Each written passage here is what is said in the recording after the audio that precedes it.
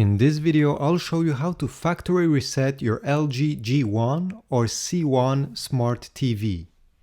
If you're watching this video, I expect you to have a problem with your TV. I'll show with you a quick solution before trying to factory reset your TV. This won't erase anything.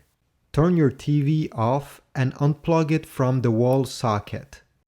Then you have to wait a full minute. And then you can safely replug your TV into the wall socket. If this didn't work, well, it's time to factory reset your TV. First, take your remote control and you should press on the settings button that looks like a gear, like that. Then some icons should appear on the left or sometimes on the right side, and you should click on the icon that have 3 dots vertically.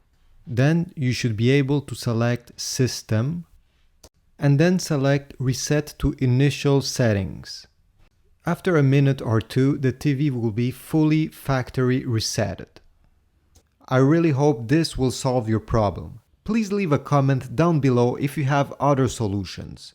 And don't forget to subscribe and leave a like to this video. It's really helpful. See you in the next one.